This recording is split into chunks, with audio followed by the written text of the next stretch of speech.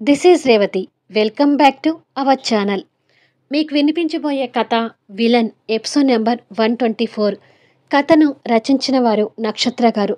తన పర్మిషన్తో ఈ కథను మీకు అందిస్తున్నాను. ఇక కథలోకి వెళ్దాము. మన అబ్బాయిని అంతగా ప్రేమించే అమ్మాయి దొరకటం మన వాడి అదృష్టం అనుకో అన్నాడు జయరాం గారు. ఏంటండి మీరు ఇలా మాట్లాడుతున్నారు? ఆ యశ్వంత్ మనకి శత్రువు. ఆ విషయం మర్చిపోయారా? అంది కళ్యాణి గారు. శత్రువులైతే బంధుత్వం కలుపుకోకూడదని ఎక్కడైనా ఉందా కళ్యాణి అని అడిగాడు జయరాం గారు.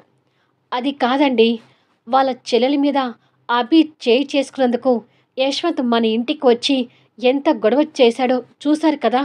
అయినా కూడా మీరిప్పుడు ఇలా మాట్లాడుతున్నారేంటి అని అడిగింది కళ్యాణి. నాకు అన్నీ గుర్తున్నాయి కళ్యాణి, అసలు నువ్వు మాట్లాడుకో అని. అభి, మీరిద్దరూ ప్రేమించుకుంటున్నట్టుగా యశ్వంత్ వాళ్ళ ఇంట్లో ఎవరికైనా తెలిసిందా అని అడిగాడు జయరాం గారు.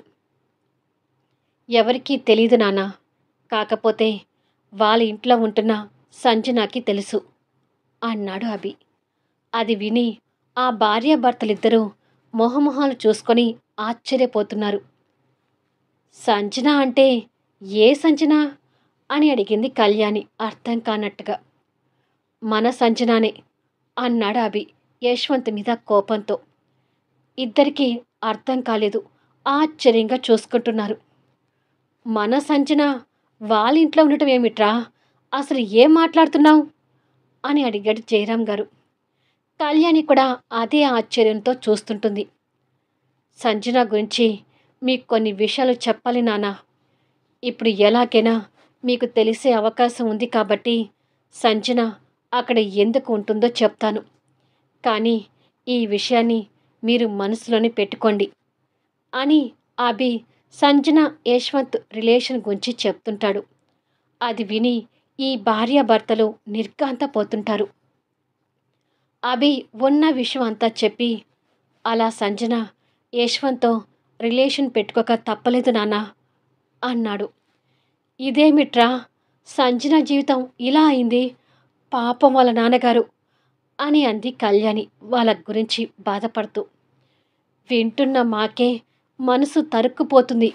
మహాలక్ష్మి లాంటి అమ్మాయి జీవితం అలా అయినందుకు చాలా బాధగా ఉంది అభి అన్నాడు జయరాం గారు కూడా బాధపడుతూ. నా బాధ కూడా అదే నాన్న. ఆ యశ్వంత్ సంజన జీవితాన్ని నిలువున నాశనం చేశాడు అని యశ్వంత్ మీద కోప్పడుతుంటాడు. ఒరే నాన్న, ఆ యశ్వంత్ ఎలాంటివాడో నీకు ఇంకొకసారి తెలిసింది కదా. ఇప్పుడైనా అతని చెల్లిని మర్చిపో అభి అంది కళ్యాణి గారు. ఆ యశ్వంత్ మూర్ఖుడైతే యశ్వంత్ చెల్లెలు ఏం చేసిందమ్మా?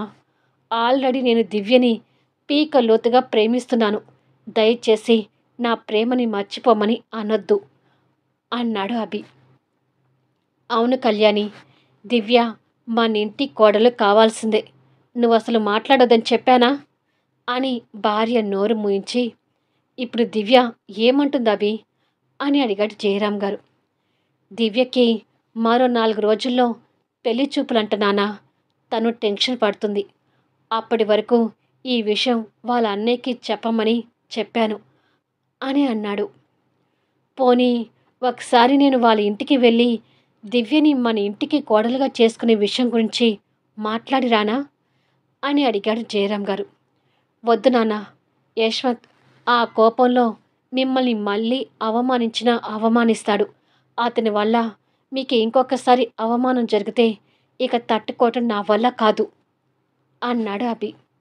మరి దివ్య ధైర్యం చేసి వాళ్ళ అన్నయ్యకి చెప్తుందంటావా అని అడిగాడు జయరాం గారు. చెప్పి తీరుతుంది.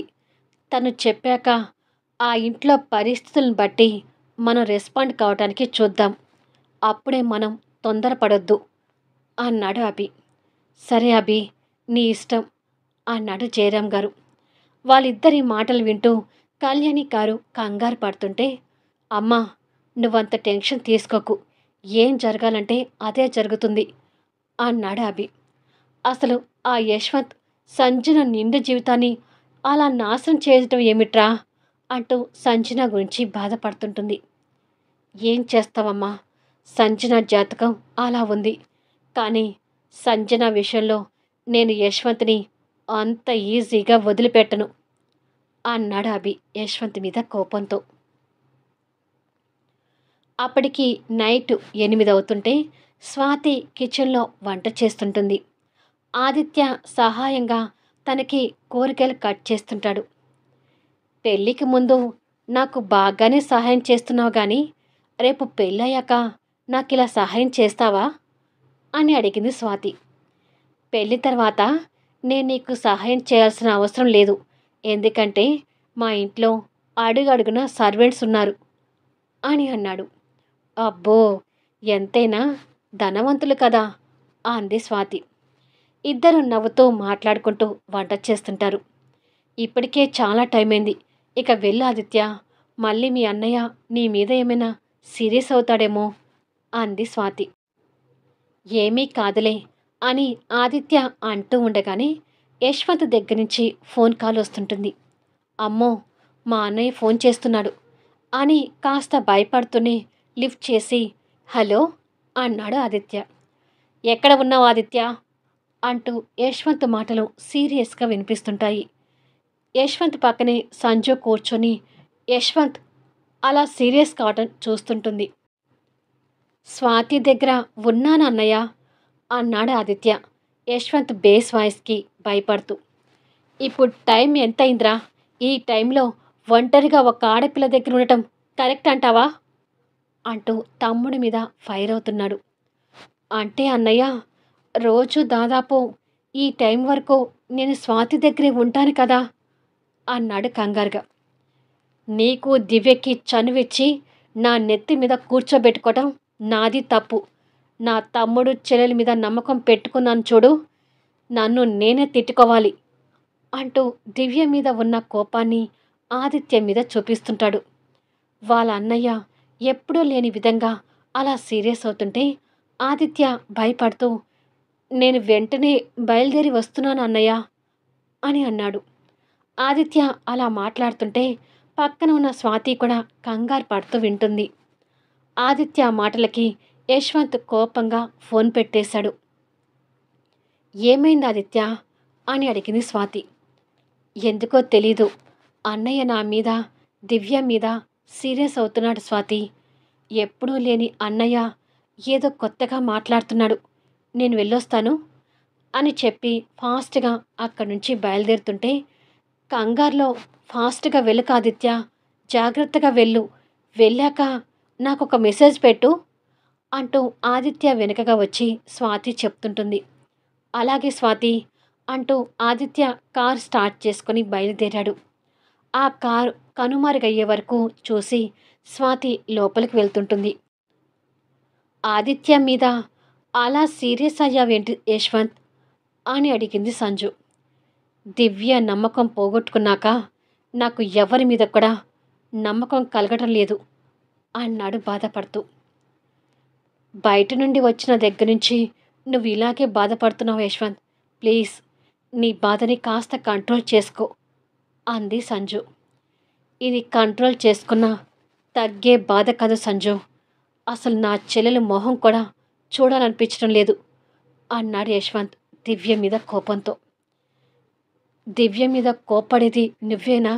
నీ చెల్లెల్ని తమ్ముణ్ణి ఎంత ప్రాణంగా ప్రేమిస్తావు యశ్వంత్, ఇవాళ వాళ్ళ మీద ఇంతగా కోపం ప్రదర్శిస్తుంటే నాకు భయంగా ఉంది అని అంది సంజు.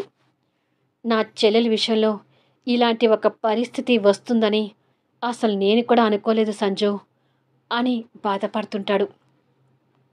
యశ్వంత్ అలా బాధపడటం చూసి నువ్వు ఇప్పుడే ఇలా ఉంటే దివ్య ప్రేమించింది అభి అని తెలిస్తే అసలు ఇంకేమైపోతావు యశ్వంత్ అని మనసులో అనుకుని టెన్షన్ పడుతుంటుంది.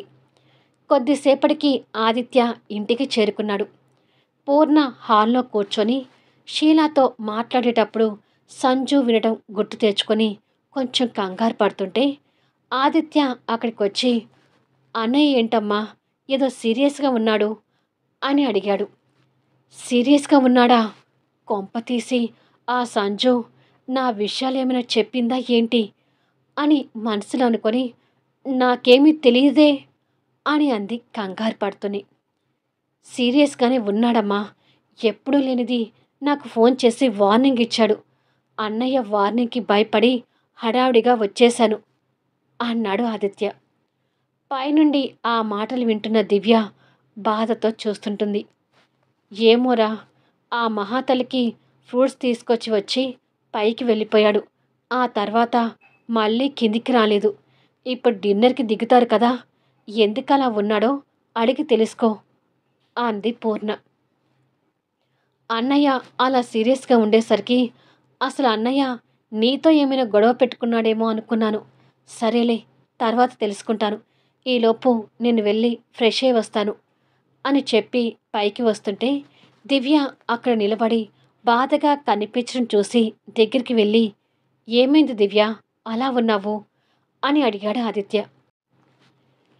ఏమీ లేదు అని అంది బాధని దిగమింగుకుంటూ. లేదు, ఏదో కారణం ఉంది. లేకపోతే నువ్విలా ఎందుకుంటావు అన్నాడు ఆదిత్య.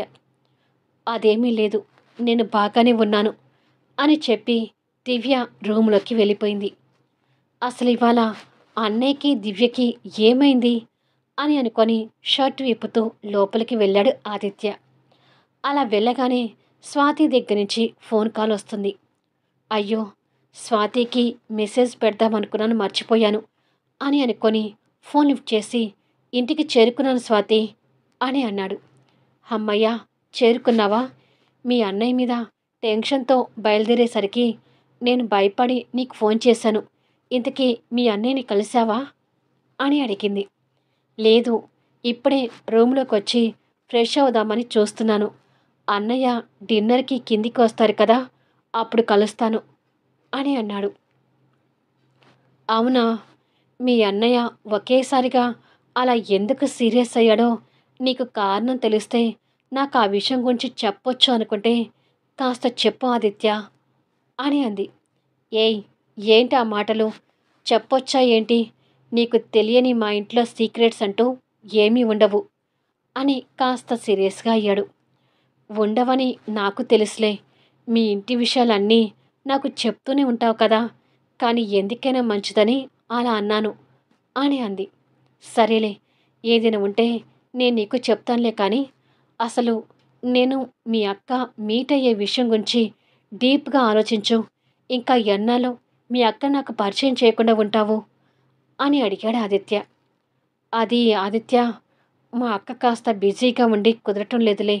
ఖచ్చితంగా వీలు చూసుకొని మా అక్కని నీకు పరిచయం చేస్తాను అంటూ మాట్లాడుతూ ఉంటారు. సరే మరి, నేను ఫ్రెష్ అవుతాను. డిన్నర్ చేశాక మాట్లాడుకుందాంలే. ఈలోపు నీ డిన్నర్ కూడా కానివ్వు. ఇక ఉంటాను, బాయ్ అని చెప్పి ఆదిత్య ఫోన్ పెట్టేశాడు. నిజంగా నాకు డిన్నర్ చేయాలనిపించడం లేదు సంజు, నన్ను వదిలేయ్ అన్నాడు యశ్వంత్ చెల్లెల గురించి బాధపడుతూ. చూడు యశ్వంత్, నువ్వు తినకపోతే నేను కూడా తినను. నీకు తెలుసు కదా, ఇవాళ నా ఆరోగ్యం బాగలేక ఉదయం నుంచి జ్యూస్తోనే ఉన్నానని. మరి ఇక నీ ఇష్టం అని అంది. అలా అనకు. ఆరోగ్యం బాగలే నీకు సింపుల్ డైజెషన్ ఫుడ్ రెడీ చేయమని మాలతికి చెప్పాను అన్నాడు. ఇలాంటి టైంలో కూడా నా మీద ఎంత కేరింగ్ చూపిస్తున్నావు యశ్వంత్ అని మనసులో అనుకొని, నువ్వు స్పెషల్ ఫుడ్ చేయించినా సరే నువ్వు భోజనం చేయకుండా నేను తినను అని అంది. సంజు హెల్త్ గురించి యశ్వంత్ ఆలోచించి సరే అనక తప్పలేదు. కొద్దిసేపటికి అందరూ డైనింగ్ టేబుల్ దగ్గర కూర్చొని ఉన్నారు. అసలు విషయం ఏంటో తెలియక సీరియస్గా ఉన్న కొడుకు వైపు చూసి పూర్ణ కంగారు పడుతుంటుంది. సంజు కూడా పూర్ణని చూడగానే షీలాతో తన మాటలు గుర్తొచ్చి తనని కొంచెం కోపంగా చూసి ఊరుకుంటుంది. దివ్య ప్రతిసారి యశ్వంత్ వైపు చూస్తుంది, కానీ యశ్వంత్ అసలు చెల్లెల మొహాన్ని చూడటానికి కూడా ఇష్టపడలేదు. యశ్వంత్ ప్రవర్తన దివ్య మనసుని ఇంకా కృంగతీస్తుంటుంది. ఇలా దివ్య యశ్వంత్ బాధపడటం సంజు కూడా గమనించి కంగారు పడుతుంటుంది. ఆదిత్య సీరియస్గా ఉన్న వాళ్ళ అన్నయ్య వైపు కాస్త భయంగా చూస్తూ, ఏంటన్నయ్య, ఇవాళ అలా ఉన్నావు అని అడిగాడు. చూడాదిత్య, నువ్వు స్వాతిని లవ్ చేయొచ్చు, కానీ ఈ టైం వరకు తన దగ్గర ఉండటం కరెక్ట్ కాదు.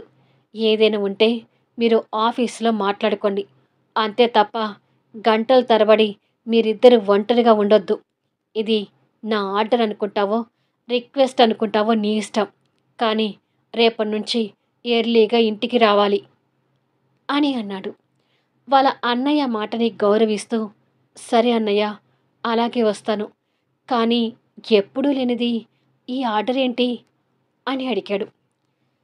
చెప్పింది చేయడమే నీ పని. ఆఫీస్ ఉంది కాబట్టి నువ్వు బయటికి వెళ్ళడం సహజం, కానీ ఏ ఆఫీస్కి వెళ్ళాల్సిన అవసరం లేని వాళ్ళు ఇంట్లో నుంచి కాళ్ళు బయట పెడితే నాలో రాక్షసుని చూస్తారు అన్నాడు చెల్లెలి మీద కోపంతో. మళ్ళీ నెక్స్ట్ వీడియోలో కలుద్దాం. కథ నచ్చితే దయచేసి లైక్ చేయండి, కామెంట్ షేర్ చేయండి, సబ్స్క్రైబ్ చేసుకుని ఛానల్ షేర్ చేస్తూ సపోర్ట్ చేయండి. Thanks for లీజనింగ్.